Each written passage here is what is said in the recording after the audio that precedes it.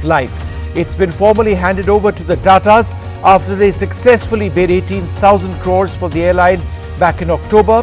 An airline which they had started in 1932, so an incredible homecoming of a valuable asset which had been, quite simply, the best airline in the world in the 60s and early 70s.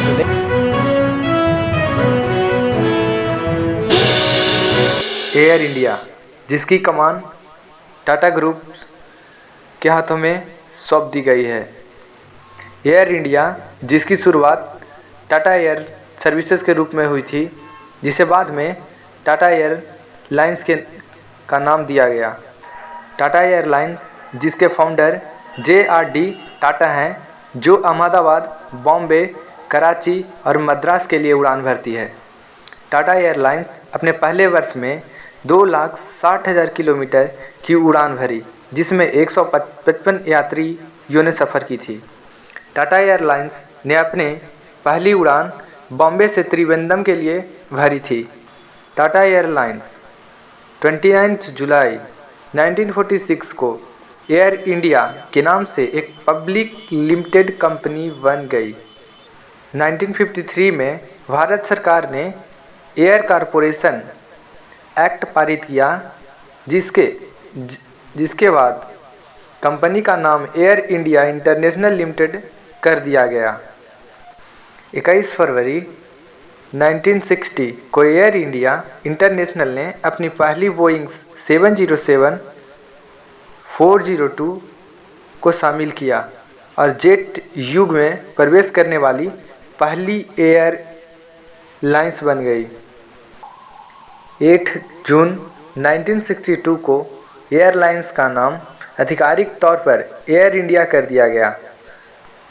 2007 में भारतीय airlines Indian airlines air India को विलय करा दिया गया, जिसके बाद air India limited ने 2013 में अपने इंजीनियरिंग और कार्गो व्यवसाय को दो अलग अलग सहायक कंपनियों में विभाजित किया, जिसमें से पहला Air India engineering services limited और Air India transportation services limited थे। एयर इंडिया 11 जुलाई 2014 को स्टार एयरलाइंस का 27 सदस्य बन गया था। इसके बाद जब बीजेपी सरकार सत्ता में आई तो 28 जून 2017 को भारत सरकार ने एयर इंडिया को निजीकरण की मंजूरी दे दी, जिसके बाद भारत सरकार ने यह तय किया कि 76% हिस्सेदारी को बेचा जाएगा, जबकि इस 76% हिस्सेदारी को खरीदने के लिए कोई कंपनियों ने हिस्सा नहीं लिया। इसके बाद 2019 में सरकार ने 100% हिस्सेदारी को बेचने के लिए मंजूरी दे दी, जिसके बाद 2021 में स्पाइसजेट और टाटा सन्स ने बोली लगाई।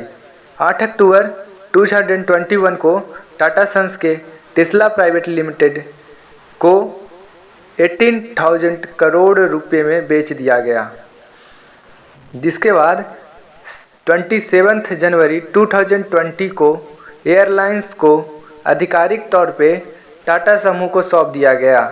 अब इसके मालिक टाटा ग्रुप के टेस्ला प्राइवेट लिमिटेड